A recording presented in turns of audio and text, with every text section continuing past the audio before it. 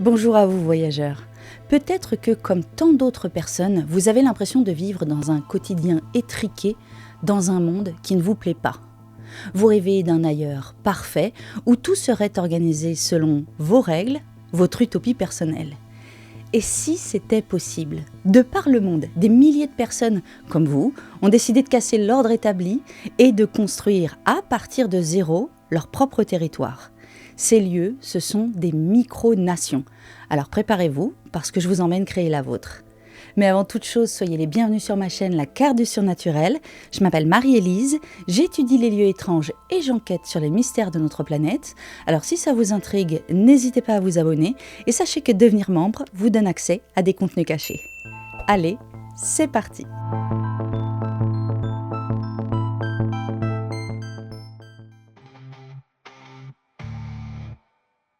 Avant de commencer, posez vos clés, déposez vos soucis et laissez la porte de l'ordinaire entrouverte derrière vous. Pas besoin d'encens ni de mantra, juste vous et une idée, inspirez. Où fonderez-vous votre nation? Choisissez et votre décision devient frontière. Peut-être vous êtes-vous imaginé en pleine mer, au milieu de l'océan, le son des vagues rythmant votre vie quotidienne, tel un véritable pirate.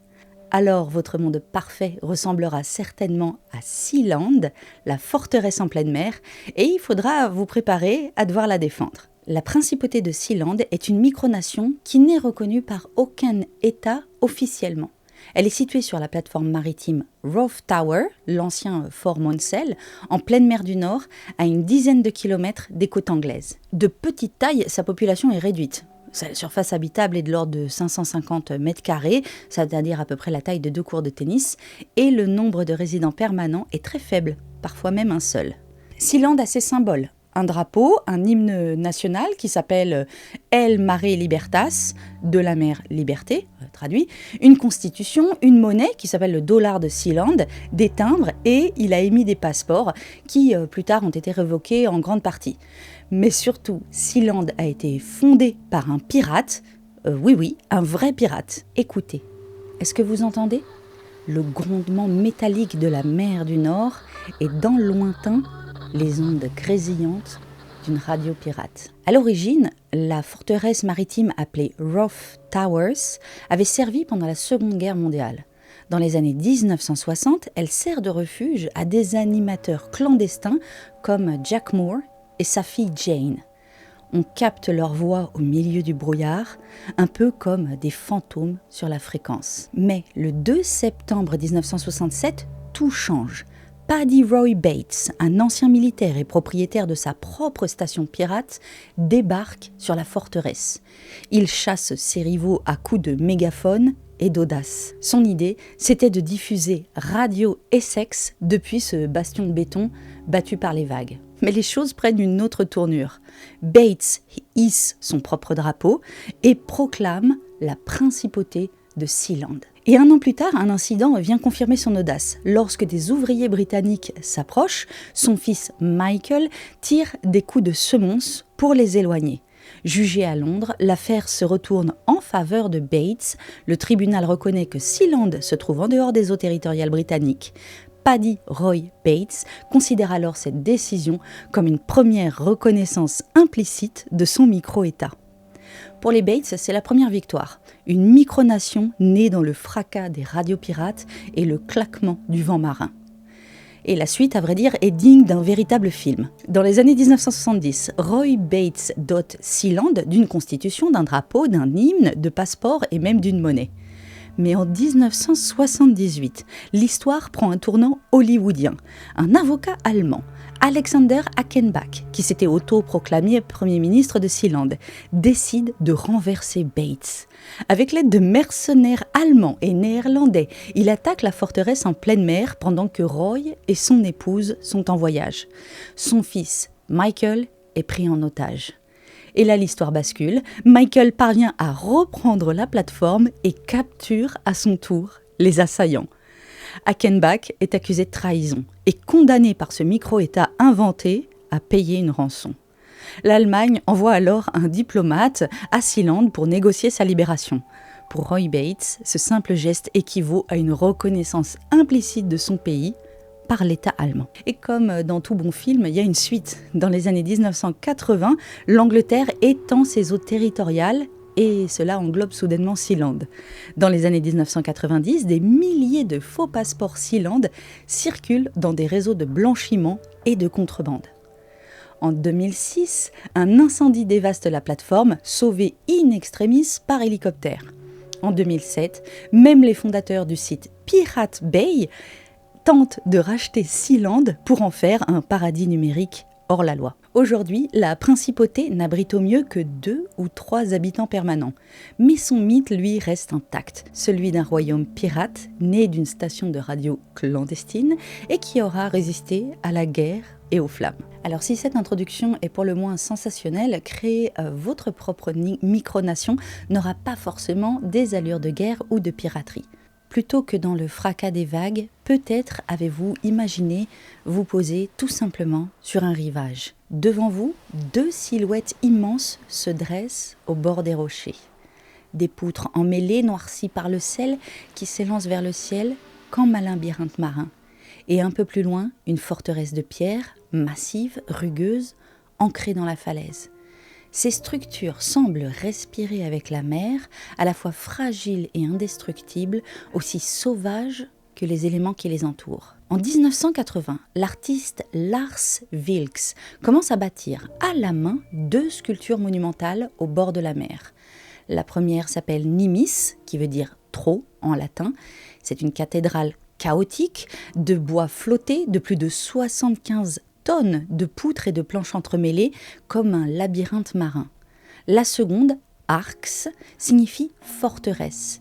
Érigée en pierre, massive et silencieuse, elle domine la côte comme un bastion intemporel. Ces œuvres se trouvent dans la réserve naturelle de Kullaberg, en Suède. Cachées, difficiles d'accès, elles passent inaperçues pendant 2 ans avant que les autorités ne les découvrent. Pour le conseil local, ce ne sont pas des œuvres, mais des constructions illégales interdites en pleine réserve. Elles doivent donc être détruites. Mais la population locale, fascinée, prend le parti de l'artiste. Guides, commerçants, habitants, tous savent que Nimis et Arx attirent les visiteurs. Alors pour résister aux injonctions, Lars Vilks invente l'impensable. Il proclame l'indépendance du site et fonde l'Adonia, une micronation née de 2 sculptures devenues royaume. Ainsi naît l'Adonia, un royaume minuscule mais flamboyant dont les habitants se comptent par milliers sur le papier.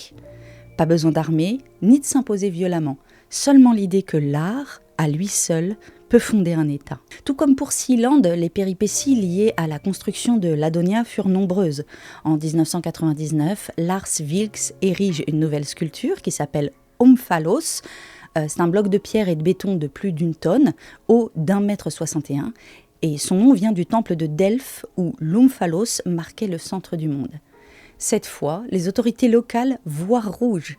Accusé de bâtir illégalement en pleine réserve, Vilks est assigné en justice. Le tribunal ordonne la destruction d'Omphalos. Vilks, provocateur, propose de le faire exploser lui-même le jour anniversaire du prix Nobel. Mais les autorités agissent en douce. Une nuit de décembre 2001, une barge munie d'une grue vient arracher la sculpture. Elle est endommagée malgré les protestations d'un autre artiste qui l'avait rachetée entre-temps. L'affaire tourne au ridicule. En 2002, l'administration chargée de la démolition est même ironiquement nommée artiste de performance de l'année. Vilks, lui, choisit de se venger par l'humour. Il obtient l'autorisation d'ériger un monument de remplacement, mais limité à 8 cm de hauteur. En février 2002, il inaugure solennellement ce mémorial miniature, là où Omphalos se dressait autrefois. Une provocation subtile, gravée à jamais dans l'histoire de l'Adonia. L'Adonia, c'est ça, des sculptures colossales, réduites parfois à un simple bloc de quelques centimètres. Mais toujours un défi lancé au réel. Pourtant, créer une micronation ne demande pas forcément des tonnes de bois ou de pierre. Parfois, une seule maison suffit. À Vienne, en Autriche, un artiste a décidé de transformer sa propre demeure sphérique en un pays, c'est Kugelmogel. Vienne, Autriche, en 1971. Un artiste décide de construire une maison sphérique, tout en courbe et en paradoxe. Les autorités municipales contestent, menacent de démolition, mais l'artiste riposte de la manière la plus surprenante. Il proclame l'indépendance de sa maison et la baptise Kugelmugel. Une seule maison devient un pays. Elle a son propre président, ses frontières et même sa légende. Aujourd'hui encore, on peut la voir dans le parc du Prater à Vienne, où elle a été déménagée en 1982, une boule étrange posée au milieu des arbres, comme un rappel que l'utopie peut tenir dans un espace à la fois privé, mais aussi à la vue de tous. Kugelmugel figure dans l'inventaire de Graziani qui s'appelle Passeport pour l'utopie micronation, un inventaire. Il y décrit les micronations comme des États autoproclamés, variant de quelques mètres carrés dans la chambre d'un adolescent jusqu'à des territoires plus audacieux. Kugelmugel, avec sa maison sphère nichée au cœur de Vienne, s'inscrit dans cette tradition d'extrême condensation territoriale, une utopie à l'échelle microscopique. Et cette maison ronde, qui a même fini par être déplacée et donc à bouger, me fait beaucoup penser à certaines œuvres de Miyazaki. Ces architectures étranges, comme le château ambulant, rappellent l'idée que le monde lui-même peut se mettre en marche. Miyazaki est d'ailleurs sans doute l'une des inspirations les plus pertinentes pour comprendre les micronations. Des lieux où tout semble possible, où l'étrange et le magique viennent côtoyer la réalité. L'imagination et la protection de la nature, au cœur de l'œuvre de Miyazaki, trouvent un écho particulier dans l'histoire d'une autre nation, le Grand-Duché de Flandrensis. Fondé en 2008 par le Belge Niels Vermeersch, Flandrensis revendique les 5 îles de l'Antarctique occidentale. Le projet se veut pacifique et écologique. Pas question d'exploiter ou d'habiter réellement ces territoires, mais de rappeler que la glace doit rester intouchée. Le Grand-Duché a tout d'un État miniature. Constitution, monnaie, carte d'identité, hymne et même des élections. En 2014, il comptait déjà plus de 120 citoyens répartis dans 24 pays. Et comme souvent dans les histoires de micronations, l'utopie s'accompagne d'intrigues diplomatiques. En 2010, Flandrensis entre en conflit avec une autre micronation antarctique, le Grand-Duché de Westartica. On en reparle un petit peu plus tard. De cette rivalité naît l'Antarctic Micronational Union, une alliance improbable entre États imaginaires. Une fois de plus, derrière le jeu et l'imagination se dessine une réflexion très sérieuse. Qui protège ces terres vierges et à qui appartiennent-elles vraiment ? Avant d'aborder la question de la gestion de votre micronation, nous allons déjà voir comment la construire et la gouverner. Car si vous avez désormais trouvé l'endroit où implanter votre micronation, il va bien falloir la gérer. Certains choisissent d'ériger des sculptures, d'autres de bâtir des forteresses, mais il existe aussi d'autres micronations nées d'un simple champ, d'une ferme, transformée en État. C'est le cas de Hutt River en Australie. Dans l'arrière-pays de l'Australie occidentale, un fermier en conflit avec l'État sur des quotas de blé déclare unilatéralement l'indépendance de sa propriété en 1970. C'est la naissance de la principauté de Hutt River. Imaginez une route poussiéreuse qui serpente à travers le bush australien. Après des kilomètres de terre aride, un drapeau inattendu flotte au-dessus d'une ferme. Bienvenue dans la principauté de Hutt River. À première vue, ce n'est qu'un champ perdu au milieu de 75 km² de terre agricole, peuplé par moins de 30 habitants. Et ce qui aurait pu rester une simple provocation prend pourtant une ampleur étonnante. Ce territoire, 2 fois plus grand que Macao, a attiré jusqu'à 60 000 visiteurs par an pour découvrir ce royaume improvisé avec ses passeports, ses timbres et son prince en uniforme. Plus surprenant encore, la principauté folklorique est traitée avec bienveillance par les autorités locales. Des personnalités de haut rang, y compris au niveau fédéral, participent aux cérémonies organisées sur place. On pourrait presque y voir du coup une sorte de tribu moderne, respectée et tolérée comme telle.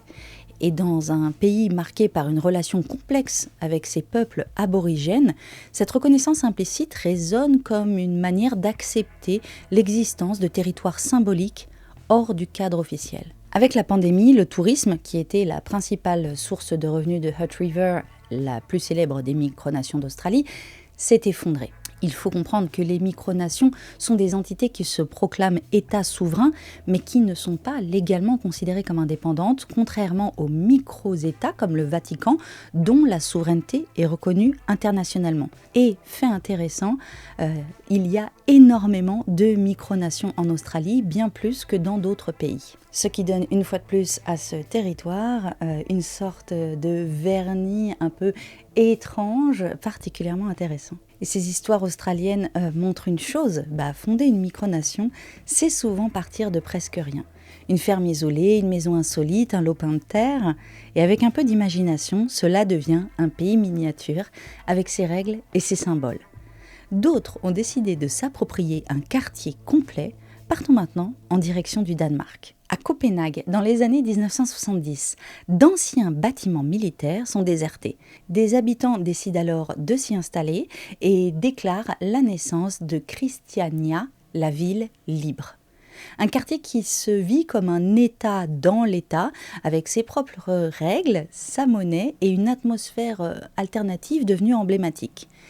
Ici, la micronation n'est pas un rêve isolé sur une île ou au milieu du bush, mais un fragment de ville réapproprié. L'utopie vient se frotter au quotidien des grandes capitales européennes. Rapidement, le quartier s'organise. Les habitants, sur plus de 30 hectares, créent leur propre monnaie, un vaste espace agricole, des activités culturelles, sportives et artisanales. Les visiteurs viennent découvrir ce lieu autogéré, toléré par l'État danois, au point d'être devenu aujourd'hui une curiosité officielle de la ville. Christiania a rétréci, elle ne fait plus que 7,7 hectares, mais l'esprit reste le même. Pas d'impôts, une économie locale faite de recyclage, d'art en plein air, de collaboration entre voisins, et ce panneau célèbre à la sortie du quartier qui rappelle l'ironie de leur statut, vous entrez désormais dans l'Union européenne. Christiania, c'est l'exemple parfait d'une micronation urbaine. C'est un fragment de capitale qui a été transformé en territoire à part, où l'utopie a trouvé une façon de durer. Bon, alors on ne va pas rentrer dans les détails qui fâchent, mais il faut savoir que Christiania a aussi bâti sa réputation sur la tolérance, y compris envers certaines pratiques longtemps controversées.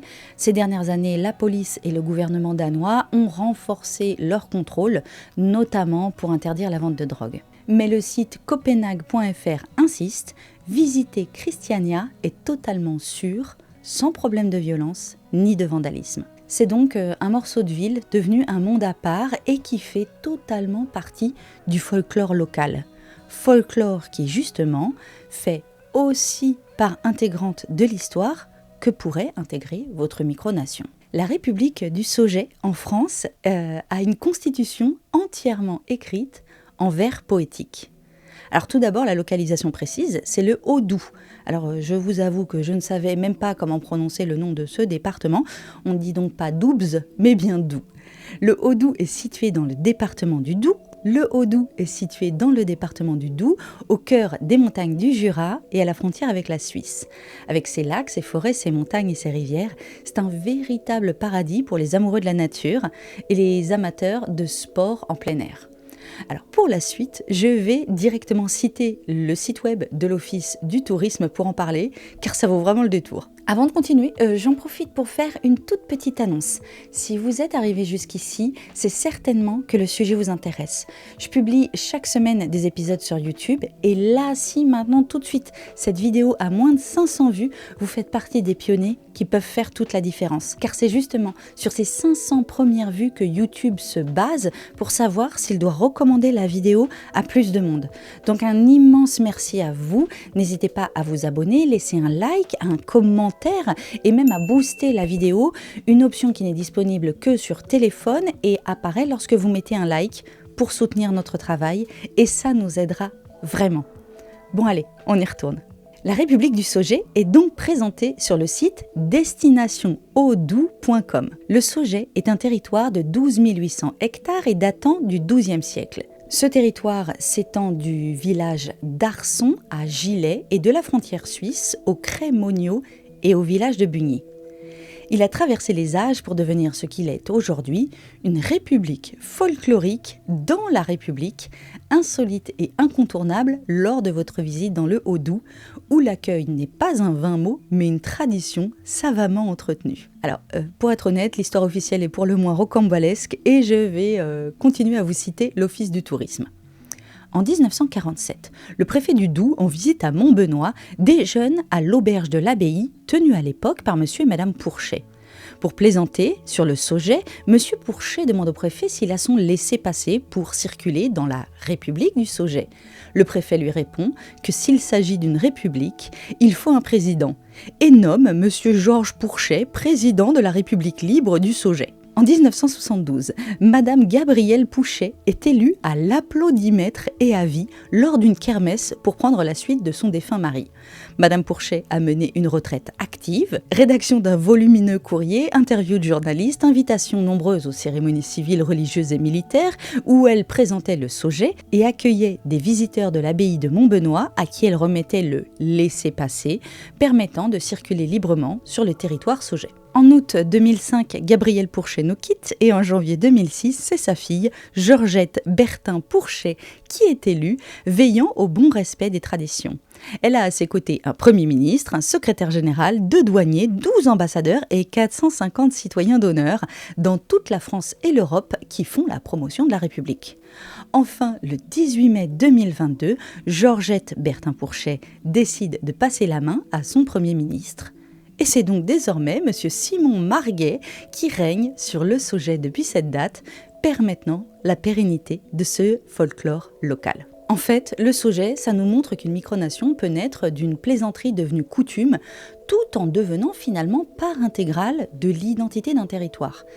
Et puis parfois, c'est l'histoire elle-même qui fonde une légitimité. C'est aussi un peu le cas de Séborja, qui s'autoproclame principauté depuis l'an 954. Ce territoire revendique une histoire incroyable, mais prise au sérieux, entre principauté ecclésiastique, oubliée dans les traités, et prince autoproclamé au XXe siècle, du fleuriste du village devenu Giorgio Ier, jusqu'à ses successeurs élus ou surgis un peu au hasard. Une micronation où la légende et l'humour se mêlent sans retenue. Ses habitants entretiennent la mémoire de cette indépendance disparue avec leurs propres cérémonies, leurs propres titres.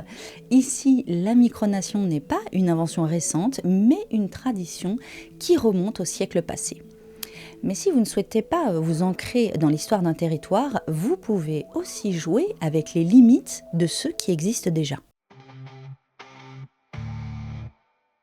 Ce besoin d'inventer un autre ordre n'est pas nouveau. Dès 1516, Thomas More publie Utopia, une île introuvable qui sert de miroir critique à l'Europe de son temps, propriété privée remise en cause, travail réorganisé, règles repensées. Et à noter d'ailleurs que c'est de ce livre qu'est issu le mot utopie. Fascinant, n'est-ce pas ? 4 siècles plus tard, Italo Calvino écrit en 1972 Les villes invisibles. À travers un dialogue imaginaire entre Marco Polo et l'empereur Kublai Khan, il propose une subtile réflexion sur le langage, l'utopie et notre monde moderne. Chaque ville est un principe, mémoire, désir, échange, bien plus qu'un point sur la carte. Autant de laboratoires littéraires où on teste les lois sans lever une armée, où l'on déplace les frontières du possible sans bouger d'un pas. Autrement dit, contourner les limites, c'est apprendre à se passer de la carte officielle pour passer à la carte intérieure, là où un pays peut naître d'une idée, d'un rituel ou d'un simple changement de règles. En 2015, entre la Croatie et la Serbie, une petite bande de terre oubliée des traités devient le territoire de Liberland. Son fondateur, Vit Jedlička, veut en faire une république minimaliste où l'État ne se mêle de rien, ou presque. En fait, c'est une république alternative, une utopie libertarienne avec constitution, drapeau et même une capitale prévue, mais toujours sans reconnaissance officielle. Et c'est ici qu'on va entrer dans une dimension particulière que toute micronation doit connaître. Les liens étranges entre l'art, la politique et les revendications sociales. Car derrière la volonté de fonder un État miniature se cache souvent une autre quête, celle de donner corps à un imaginaire. Comme dit le proverbe, « If you are born in a world you do not fit in, it's because you are born to create a new one. » Si tu es né dans un monde dans lequel tu ne te sens pas bien, c'est que tu es né pour en créer un nouveau. Et effectivement, créer une micronation, c'est avant tout une affaire d'imagination, car comment se libérer d'une réalité sans en inventer une autre ? NSK en est un parfait exemple. Ici, l'art est utilisé comme une machine de souveraineté. L'État NSK, c'est une micronation donc née en Slovénie dans les années 1990, sans territoire mais avec des passeports, des ambassades et une véritable diplomatie symbolique. Une nation qui n'existe qu'à travers ceux qui s'en réclament. NSK veut dire Neue Slowenische Kunst, qui se traduit par Nouvel Art Slovène en allemand. Définir NSK n'est pas simple, car le collectif d'artistes slovènes qui a construit toute son identité en jouant avec les symboles, parfois choquants, de l'histoire européenne. Il se réapproprie le langage visuel des propagandes extrêmes, le kitsch des régimes autoritaires et le détournement dans une esthétique proche du dadaïsme, une provocation permanente où des idéologies opposées sont volontairement juxtaposées. En 1991, ils fondent l'État NSK, une micronation donc sans territoire qu'ils appellent État dans le temps. Cet État délivre de vrais passeports, ouvre des ambassades temporaires et parfois déclare un lieu comme territoire NSK le temps d'une performance. Et derrière l'ironie, il y a eu de vrais gestes politiques.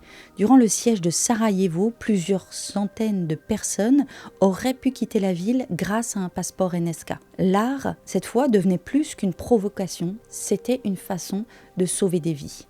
Et si l'art peut sauver des vies, il peut aussi jouer avec le pouvoir. Cap sur le Nevada, où la souveraineté devient un spectacle. On va à Molossia. Bienvenue donc à Molossia, ce micro-état d'à peine quelques hectares perdu dans le désert du Nevada et dirigé par Kevin Boat, président à vie, généralissime et grand maître de toutes les cérémonies. Ici, tout est codifié. Uniforme militaire impeccable, drapeau, décoration, hymne national et une monnaie locale, le Valora, indexée non pas sur l'or ou le dollar, mais sur la pâte à cookies. Molossia, c'est à la fois un gag assumé et une mise en scène grandiose. Le président s'adresse à ses citoyens, souvent sa propre famille et quelques amis, comme un véritable chef d'État.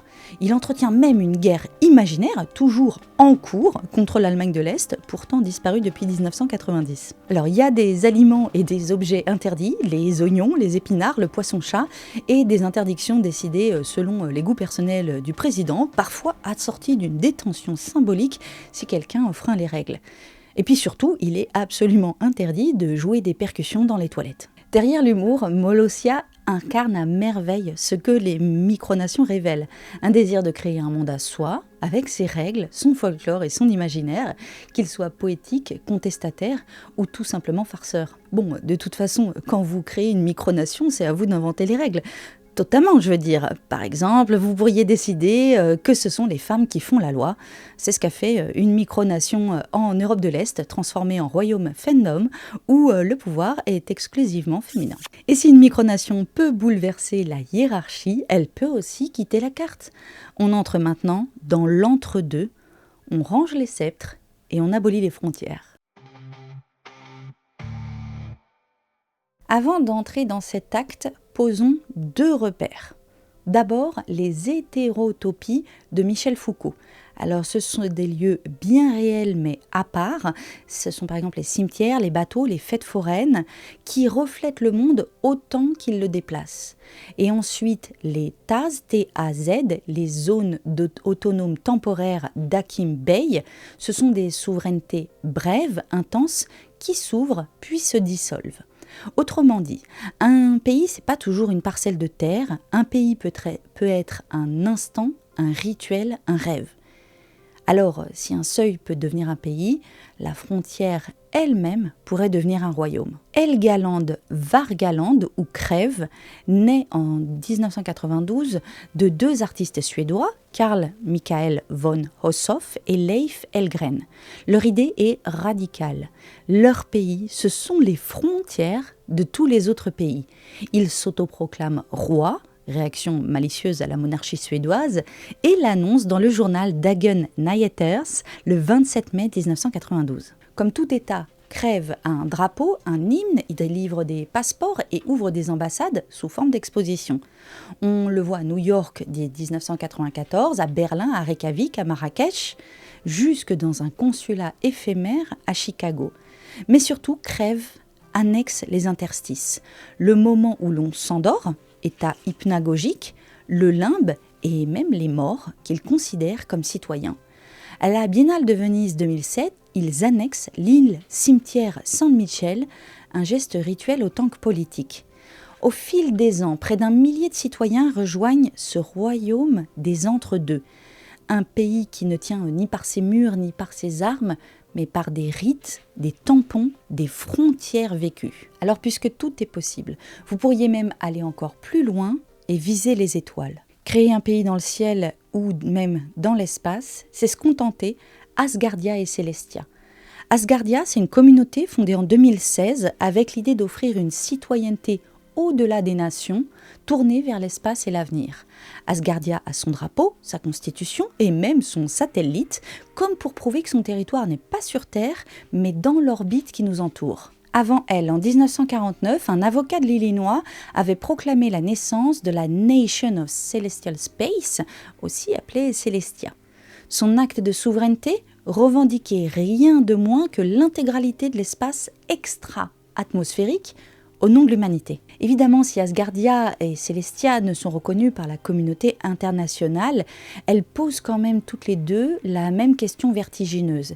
Et si nos futures micronations ne se construisaient pas sur des terres à défendre, mais dans des étoiles à imaginer? Puis il y a ceux qui vont bien plus loin que les étoiles, comme Travis McHenry. En 2001, alors qu'il sert dans l'US Navy, il fonde Westarctica en revendiquant la majeure partie de Mary Bird Land en Antarctique, près de 620 000 miles carrés, et se fait grand-duc en 2004 en s'appuyant sur ce qu'il présente comme une faille du traité de l'Antarctique. Alors on l'a évoqué tout à l'heure parce qu'il a eu maille à partir avec Flandrensis qui revendiquait aussi les pôles. Sommé d'abdiquer par la Navy en 2006, il poursuit ensuite l'aventure et transforme Westarctica en organisation à but non lucratif dédiée à la protection de la faune et à la sensibilisation climatique. McHenry ne s'arrête pas là. En 2009, c'est dans le désert de Californie qu'il fonde Kalshahara, micronation terrienne qui sera annexée par Westarctica en 2017, une façon de relier le sable à la glace par le récit d'un même état imaginaire. Ce qui est intéressant, surtout dans le cadre de notre chaîne, c'est que Travis McHenry n'est pas seulement un grand-duc autoproclamé, c'est aussi un occultiste. Dans les années 1990, il se passionne pour l'ésotérisme. Il aurait été initié prêtre d'Anubis. Et aujourd'hui, il publie ses jeux de tarot et autres objets rituels via sa maison Bloodstone Studio. Il donne même des conférences sur l'occultisme avec une spécialité en démonologie. Au début des années 2000, il s'est invité dans la communauté Bigfoot. En 2006, il auto-publie Into the Abyss, The Memoirs of a Paranormal Adventurer, qui veut dire dans les abysses, les mémoires d'un aventurier du paranormal. Il y spécule sur la physiologie du Bigfoot, considère le film Patterson-Gimlin comme l'une des meilleures preuves disponibles et revisite plusieurs cas d'ovnis, parfois de façon critique, en avançant une hypothèse intrigante, et si ces visiteurs étaient des humains venus du futur. Chez McHenry, la souveraineté se fabrique autant avec des symboles, des rituels et des monstres qu'avec des cartes. Une transition toute trouvée qui nous mène au royaume des ombres et de l'obscurité. Le Domain and Realms of the Shadows and the Darkness est une micronation déclarée sur Micronation Wiki, donc dans l'univers des micronations réelles ou pararéelles.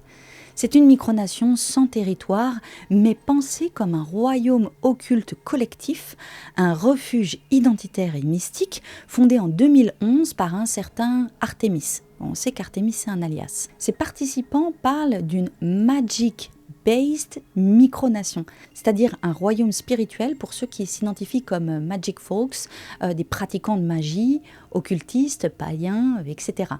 Leur territoire est officiellement non spécifié. Il existe dans un espace symbolique et spirituel et il y a aussi des zones inhabitables revendiquées par son créateur. En fait, c'est une micronation occulte qui existe comme un sanctuaire invisible pour ceux qui pratiquent la magie et les arts mystérieux. Alors, leur organisation, que j'ai cherché à comprendre pour vous l'expliquer, est pour le moins, bien sûr, occulte Et c'est certainement à dessein.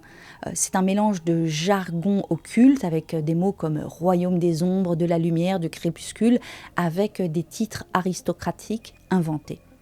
Leur but, c'est de fournir une patrie spirituelle et symbolique à tous ceux qui se considèrent comme différents.